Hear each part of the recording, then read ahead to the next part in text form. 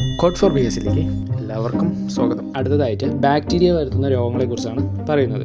അതിനുള്ള കോഡ് എന്തെന്നാൽ Cody plain വിറ്റു. കോളറ, KO എന്ന് പറയുമ്പോൾ cholera. DI diphtheria. Cody, cholera, diphtheria. അടുത്തത് പ്ലെയിൻ ആണ്. P എന്ന് പറയുമ്പോൾ പ്ലേഗ്, പ്ലേഗ്. L എന്ന് പറയുമ്പോൾ leprosy, A anthrax, NE pneumonia.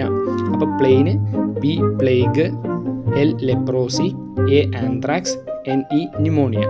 അതിന് വിറ്റുവിൽ BI എന്ന് പറയുമ്പോൾ വില്ലൻ ചുമ, T എന്ന് പറയുമ്പോൾ ടെറ്റനസ്, അടുത്തത് TU പറയുമ്പോൾ ട്യൂബർകുലോസിസ്,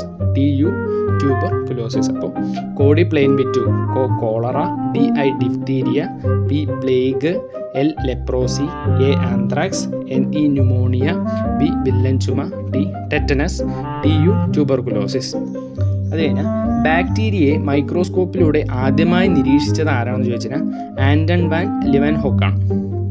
ബാക്ടീരിയയെ മൈക്രോസ്കോപ്പിലൂടെ ആദ്യമായി നിരീക്ഷിച്ച വ്യക്തി ആരാണ്? Anton van ലിവൻഹോക്ക്. ക്ഷയരോഗത്തിന് കാരണമായ സൂക്ഷ്മാണുവാണ് മൈക്കോബാക്ടീരിയം ട്യൂബർകുലോസിസ്. ക്ഷയരോഗത്തിന് കാരണമായ സൂക്ഷ്മാണു ഏതാണെന്ന് ചോദിച്ചു കഴിഞ്ഞാൽ മൈക്കോബാക്ടീരിയം ട്യൂബർകുലോസിസ്.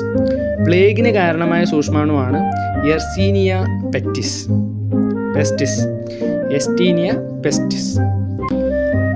പ്ലേഗിന് കാരണമായ സൂക്ഷ്മാണു ഏതെന്ന് ചോദിച്ചു കഴിഞ്ഞാൽ യെർസീനിയ പെസ്റ്റിസ്.